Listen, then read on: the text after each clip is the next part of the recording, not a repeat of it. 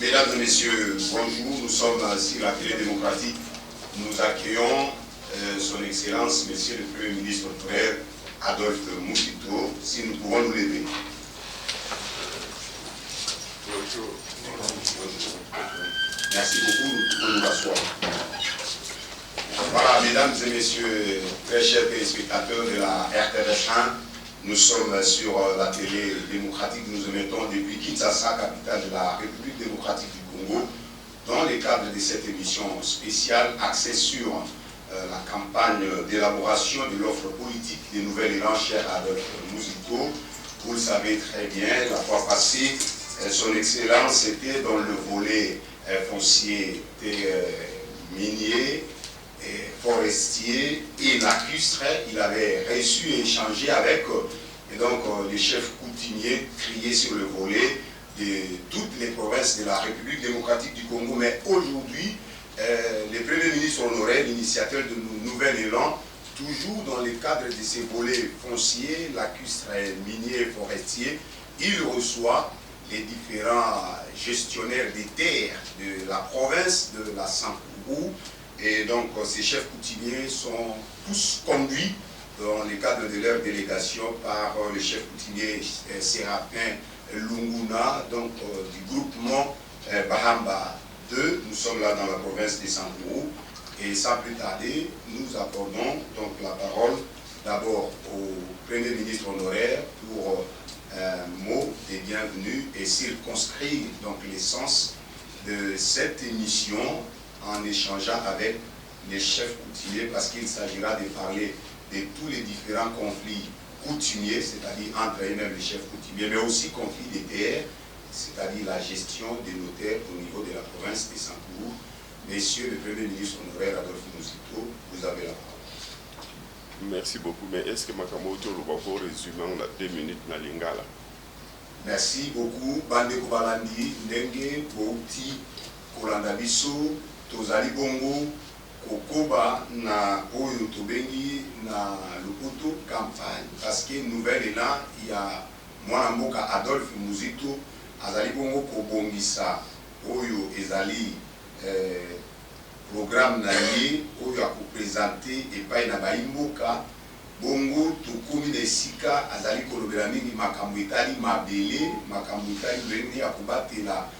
Biloko na biso mutuya lokola baolo na palata mai pe bazamba nde yango ayambaki maleyeki ba chef coutumier nyonso ya etando ya République démocratique du Congo, kasi lelo azali bongo kosolola na ba chef coutumier ya province na biso ya Sankourou, bango banso délégation na bango ekumbami bongo na chef coutumier Séraphin Lunguna, oyo azali chef ya groupement Bahamba Est kuna na Sankourou, nde bali Kokoba Masolo na mwana mboka Premier ministre honoraire Adolphe Muzito nde topesi maloba epai na ye. Merci beaucoup. Merci, messieurs les journalistes.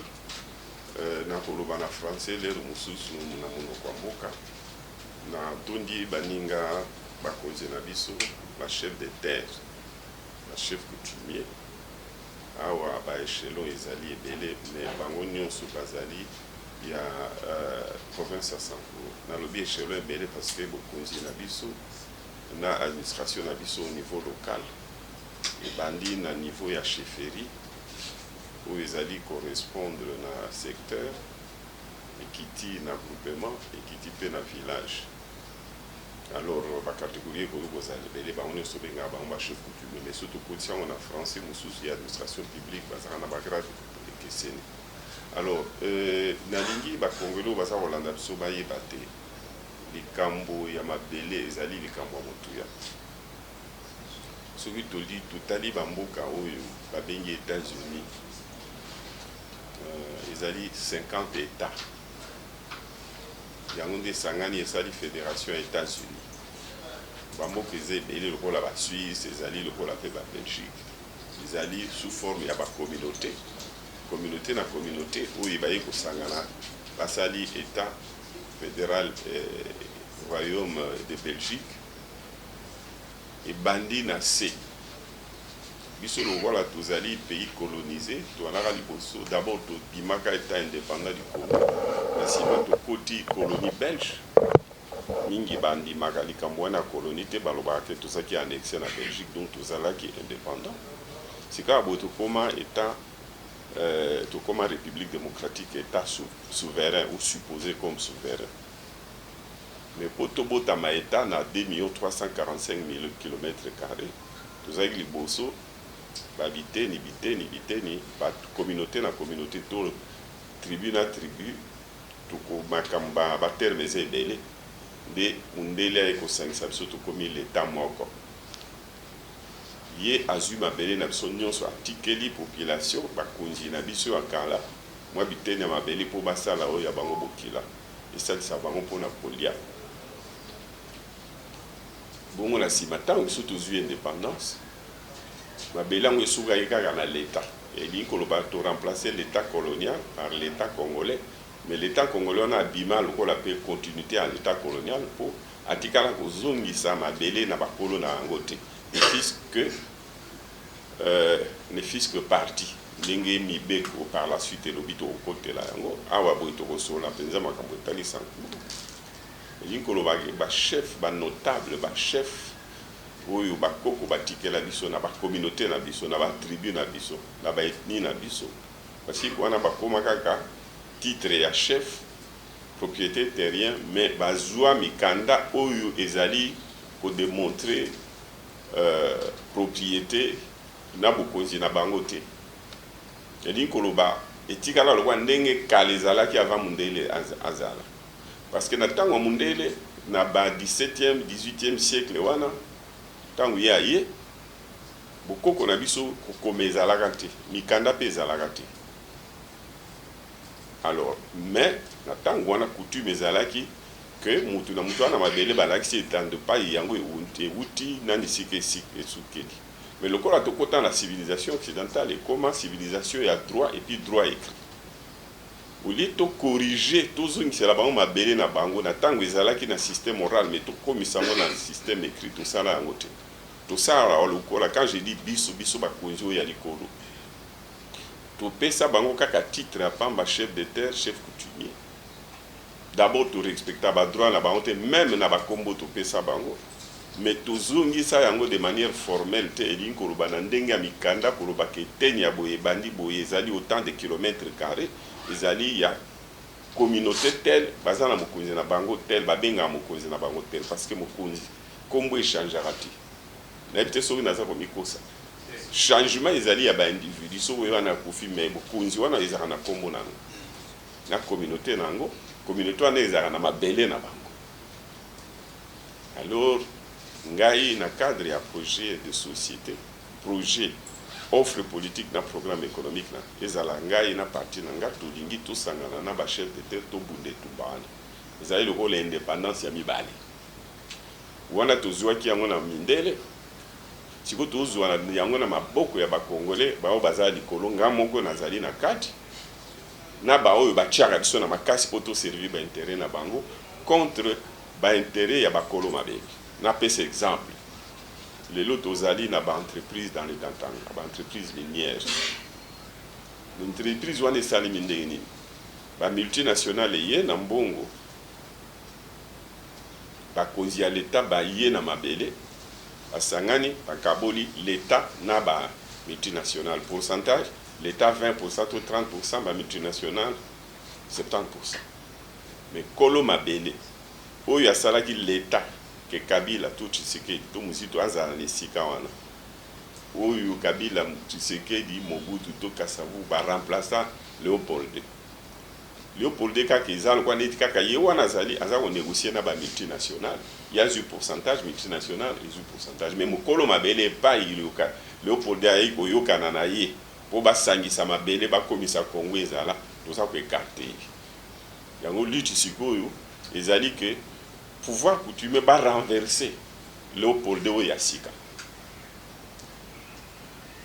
bazwa mabele na bango mais pona koyokela ye ko respecter pe pouvoir na ye oyo ke yende mutu aza kokamba ekole bapesa ye pourcentage ya mabele bango bazwali te na bango bakoka ko négocier soki likambo ekweli na mabele na ye a négocier na multinationale pona ko résumer na lobi boye je veux que désormais les multinationales négocient non pas avec les oligarques mais avec les monarques toujours quand esika wana très bien eli kolomba koloma bela zoma konzinaye soki pe a oligarque koya kobotama na nsima na sens que azali kodiriger l'état aza koservir intérêt ya l'état na ya ye na ya groupe na bango au pouvoir azala mais azala te en supprimant existence ya oyo mutu penza asali ke Congo ezala et que mutu ya koya na bomengo na ye na technologie na ye wani ko exploiter ba mine na biso forêt na biso alinga kata nzete ayeba ke esiko yazo kata nzete l'état aza na ndambo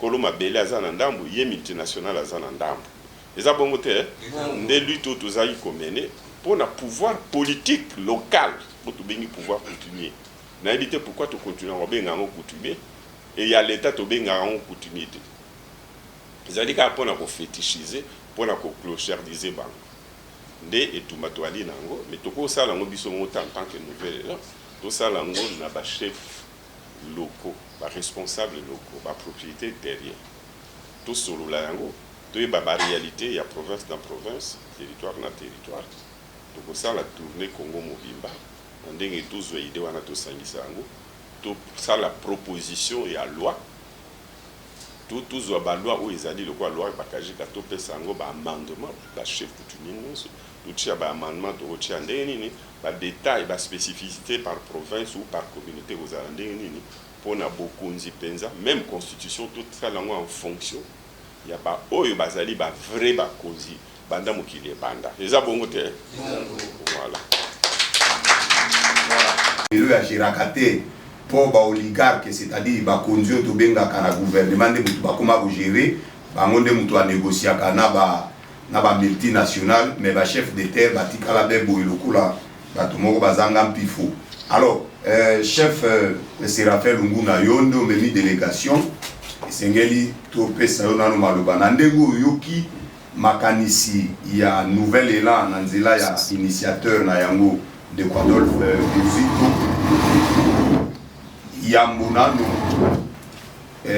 pesa oto koloba te réaction na yo a chaud na oyo de Adolphe Muzito a lobby bongo sima oyo alola biso na motuna lolenge boni bino na Sankuru wali ko gérer ba terre est-ce que vous a dépossédé na batele botikala be boye to vous a penda ko gérer mabele nani abotola ya liboso to pesi mokonzi ya nouvelle là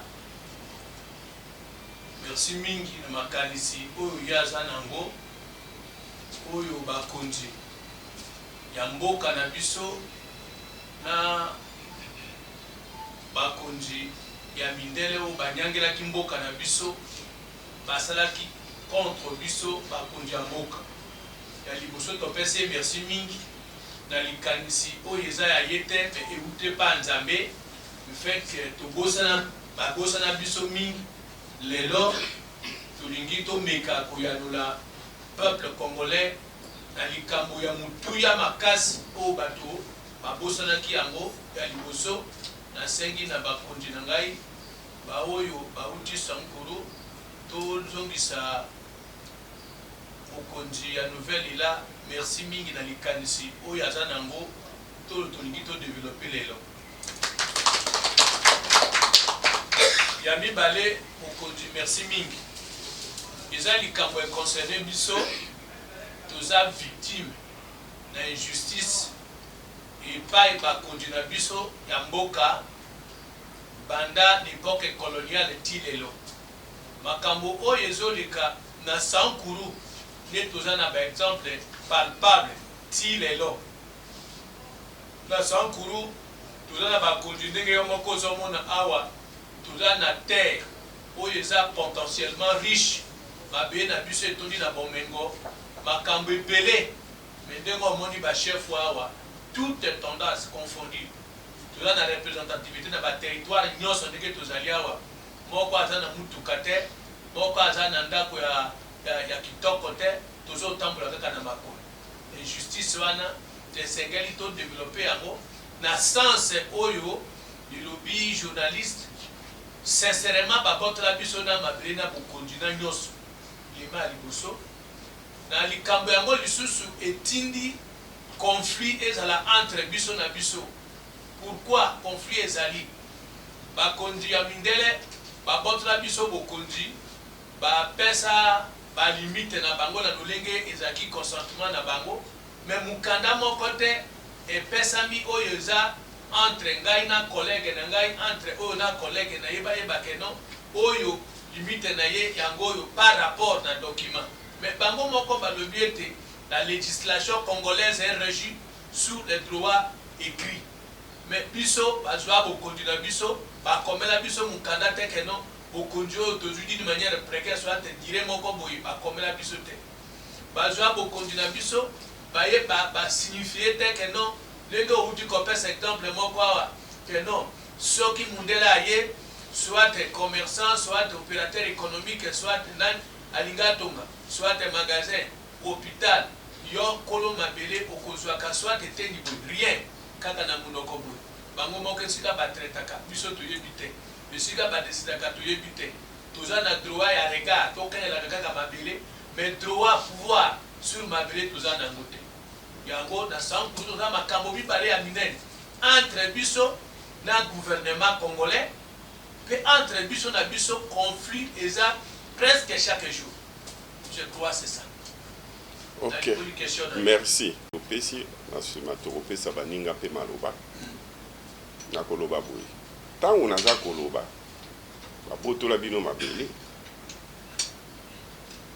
naza koloba ke bandaki na mundele abotoli mabele asali économie na ye sans kokotisa yo na économie wana c'est-à-dire a créer capitalisme yo koti na capitalisme te parce que capitalisme occidental oyo toza koyoka ezali batu oyo baza parce que ba capital tokoloba eza solo kwa mibale tokoloba misato moko aboya tona mbongo tona mutuka tona mayele wana capital industriel aza ingénieur mosusu aboya na mabele mabele ezali pe capital usine pe eza capital mbongo eza capital mayele ya ingénieur eza capital ntango osala capital mutu na mutu asali apport na ye sika aboye apport wana ezali mosusu ezali ndenge na utoloba mabele mosusu usine mosusu mbongo ainsi de suite kote oyo baoyo nyonso bamemi bomengo wana nyonso ifo bazala na passif po baloba bazali oyo aza na 20% oyo 30% 40% en fonction ya valeur oyo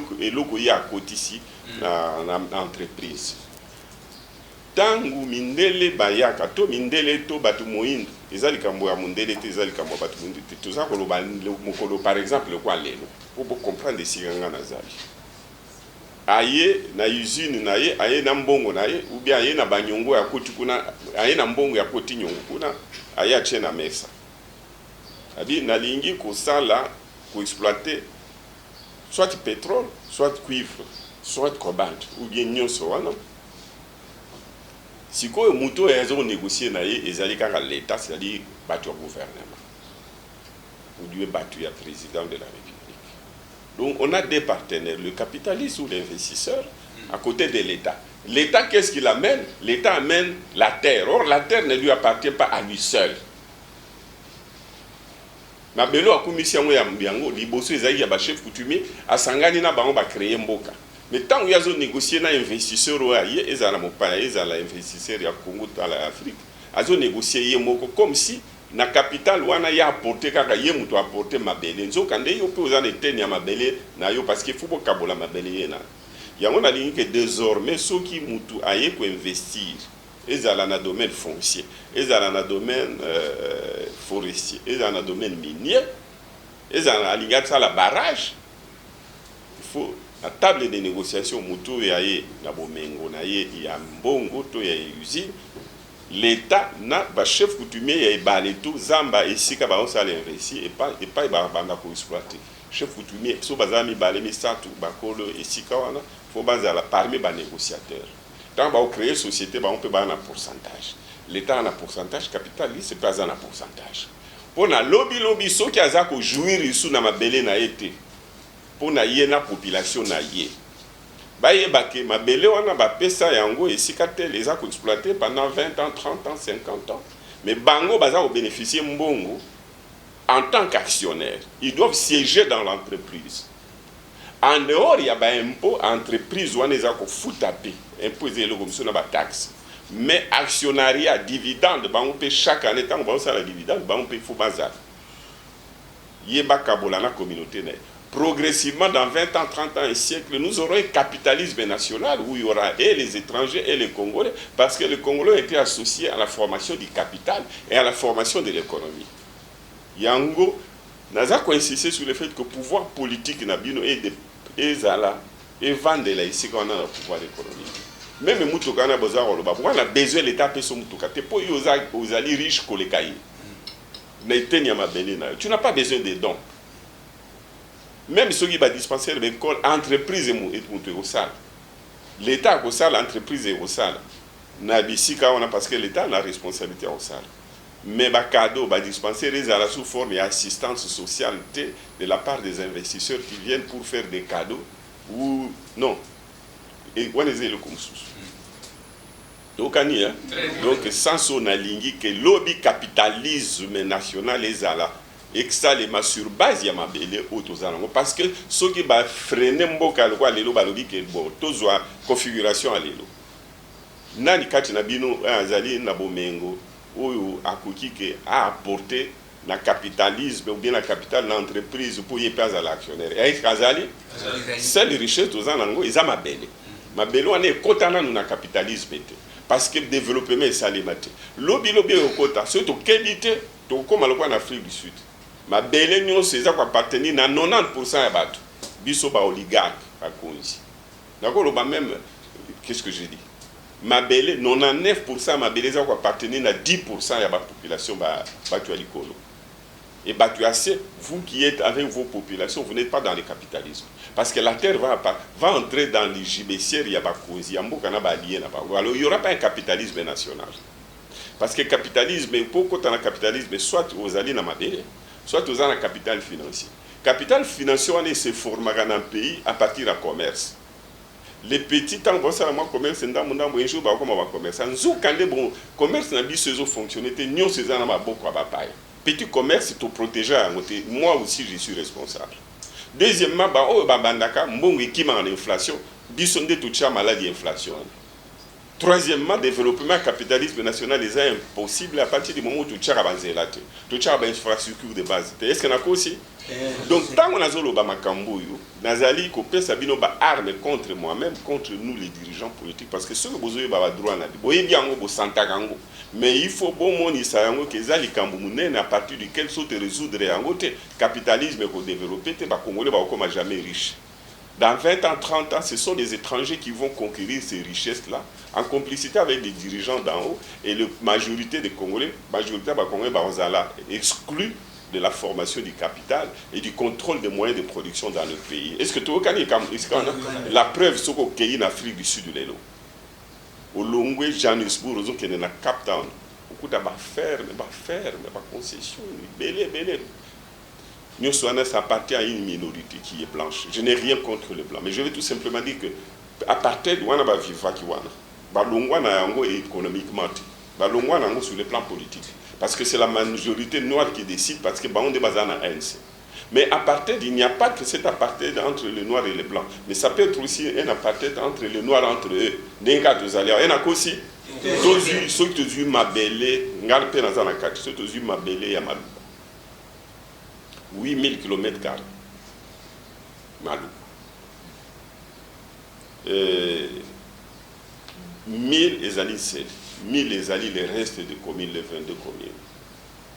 Mais les 8000 km² à Malouba, 90% appartient à une minorité qui est de 10% ici. Les gens de Kinshasa ici, ils sont des toujours à Mabelona. Est-ce qu'il y en a aussi? Est-ce qu'ils ont parti d'été? Ils ont parti d'été. Partir sur le plan social et économique. Il y a il faut les deux anticiper pour le biais à la tête. On est guerre renouvelée là, à Zomene. Mais toko salango tuza muke mingi. Toko salango te 100 que bino. Et bien, nous pouvons réussir, il faut que vous ayez belé. Ceux qui vous ont makanisi moko pour renverser cette fausse république que nous animons, qui n'est pas née sur la base d'une évolution progressive à partir de la féodalité jusqu'au capitalisme, et le capitalisme crée la république.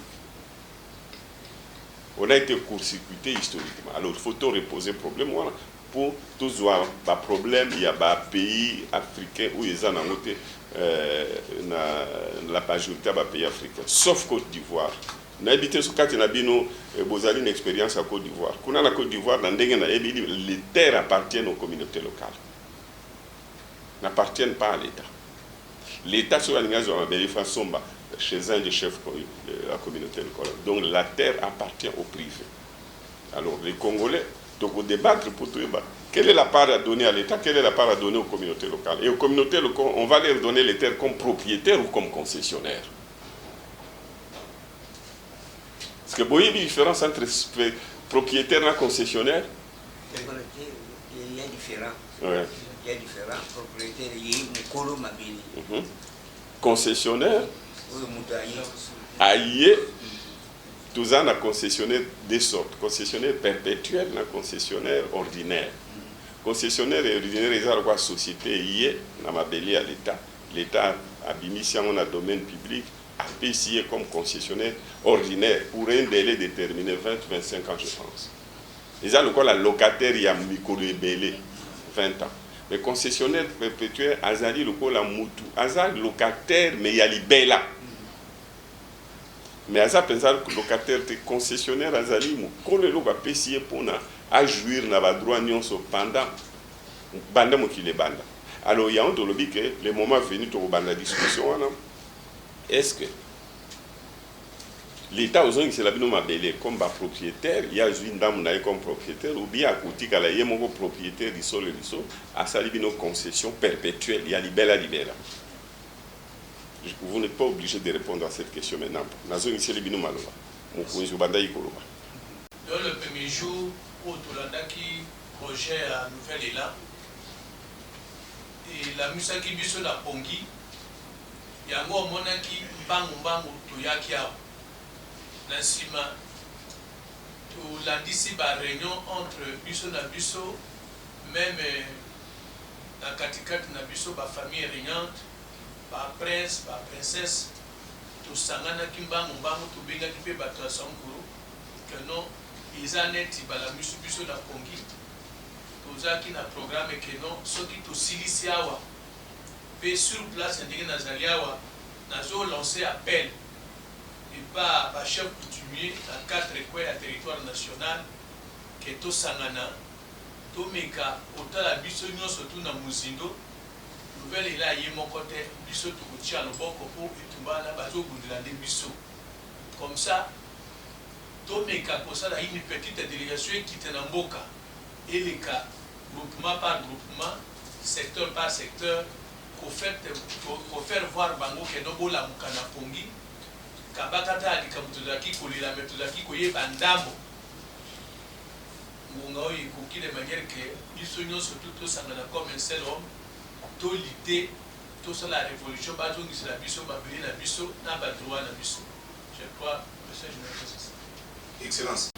Obanzi ete lolengo lelo na mboka na biso Congo c'est vrai mabele batekaka te moi moke basedaka ta kosede mais lolenge oyo mabele esi ekóma ya kotekama leta akóma mpenza koteka mpe bato ebele meme bapaya lelo bakóma kutu lokola bapropriétaire ya mabele nde yango esali likambo oke tokoloba badeposeda c'est-à-dire esala nete babotola bachef coutumier na niveau oyo esi ekómi esiko bakomi wana ke bapaya mosusu kutu bazwa mabele ke na mikolo ekoya mpe tokokosutuka boye biso moko bayimboka tozanga mabele ekosala maboni mpona korécupere nete mabele wana esi etekama na bapaya na bato mosusu.